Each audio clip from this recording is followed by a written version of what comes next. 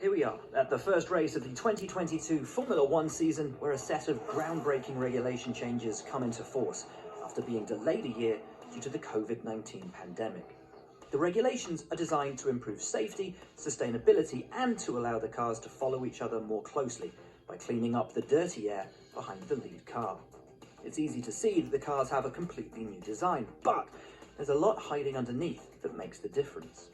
The new floor design, with two underfloor tunnels controlling the airflow, will increase the ground effect and generate larger amounts of efficient downforce. The floor design is already a big talking point. Ground effect cars come with their challenges, and we've seen teams fighting against a bouncing phenomenon known as porpoising, which we haven't seen since the 1980s. A simplified design of the front wing and the removal of the gap between the nose and front wing elements will eliminate the Y250 vortex.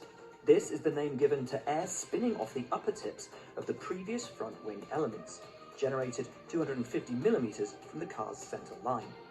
Removing this vortex reduces turbulent outwash and allows following cars to get closer. Exactly how much remains to be seen, as there are so many different aspects to consider. Looking at the rear wing, the shape has been visibly changed to form a continuous curved line with the end plates, aiming to reduce the vortices of air spinning off at the corners of the wing. Although this itself is creating less downforce, the addition of a beam wing compensates for that loss by accelerating the airflow coming from the underside of the car, which increases the downforce from the floor. We also have new 18-inch wheels and low-profile Pirelli tyres, which aim to reduce overheating and temperature fluctuations, allowing drivers to push and battle harder on track.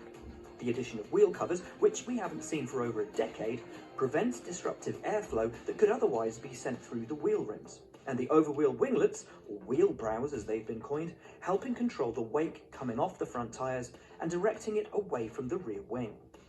It's also worth noting that both front and rear tyres will be heated at 70 degrees Celsius as part of F1's ongoing drive to improve sustainability. With the departure of the barge boards, which had previously had a major impact on the turbulent airflow to the rear, the sides of the 2022 cars have been cleaned up, and we've already seen the teams have developed very interesting and quite different types of side pods to maximise performance. Definitely another topic we'll talk about a lot more throughout the season. Safety is paramount in F1, so following investigations on recent incidents, the new regulations require the redesigned chassis to absorb 48% more energy in case of a front impact and 15% more in case of a rear one.